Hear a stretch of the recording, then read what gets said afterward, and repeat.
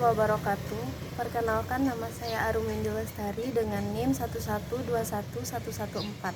Baiklah, saya di sini akan membacakan atau menjelaskan tentang ilmu tarekat untuk memenuhi ujian akhlak tasawuf.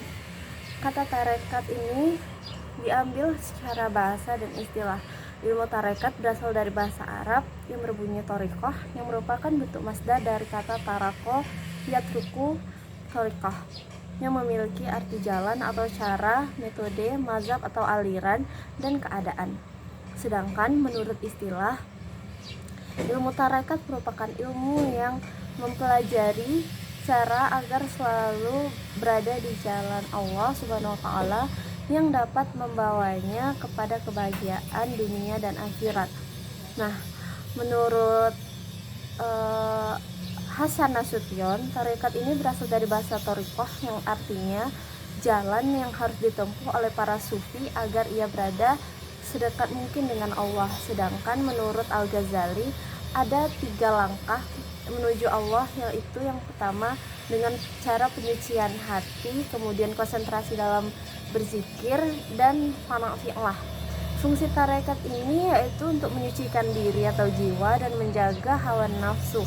Nah, tujuan dari tarekat ini yang pertama yaitu sebagai interpretasi Islam secara transformatif, yang kedua sebagai penyerahan diri langsung kepada Allah Subhanahu wa Ta'ala, yang ketiga mewujudkan rasa ingat kepada Allah, dan yang keempat untuk mencapai tingkat ma'rifat. Nah, di sini juga ada mursyid. Mursyid yaitu sebutan syekh dalam suatu tarekat. Mursyid itu guru yang mengajarkan suatu tarekat tertentu kepada murid. Kriteria mursyid itu yang pertama yaitu harus seorang yang alim, yang kedua mursyid harus arif, yang ketiga mursyid harus disiplin, yang keempat mursyid harus bijaksana, yang kelima mursyid harus pandai menyimpan rahasia dari murid-muridnya, yang selanjutnya yaitu mursyid harus bisa menjaga lisan, nafsu keduniaan, dan banyak lain sebagainya. Terus ada fungsi dari mursyid. Mursyid yaitu sebagai, yang pertama fungsi mursyid yaitu sebagai pelestari sanad, yang kedua sebagai penyebar benih kalimat thayyibah atau talqin, yang ketiga yaitu sebagai tawasul atau sebagai wasilah yaitu atau perantara. Nah, yang keempat yaitu sebagai tabitah, yang kelima yaitu sebagai tawajuh atau tatap muka, di mana mursyid ini harus mengajarkan murid-muridnya secara langsung, dan yang terakhir yaitu mursyid sebagai pemberi irsyad atau petunjuk.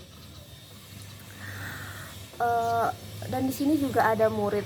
Murid secara etimologi yaitu orang yang berkehendak, berkemauan, dan mempunyai cita-cita. Murid dalam istilah yaitu orang yang menempuh jalan untuk sampai ke tujuan, yaitu ridho Allah. Nah, kewajiban seorang murid kepada mursyid yaitu menyerahkan lahir dan batin, menyerahkan diri lahir dan batin. Yang kedua, murid harus ingat kepada gurunya. Yang ketiga, murid harus mematuhi perintah gurunya. Nah, adab murid menurut Syihabuddin, yang pertama selalu menghargai pemikiran syekh, yang kedua mematuhi perintah syekh, yang ketiga menghormati ucapan syekh.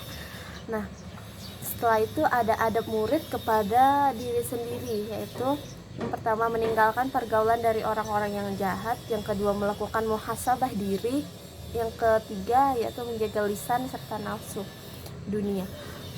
Yang terakhir yaitu adab murid terhadap sesama muslim atau ikhwan.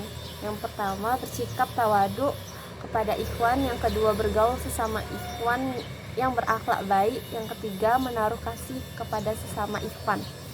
Nah, sekian penjelasan dari saya. Mohon maaf apabila ada salah kata. Saya ucapkan terima kasih. Assalamualaikum warahmatullahi wabarakatuh.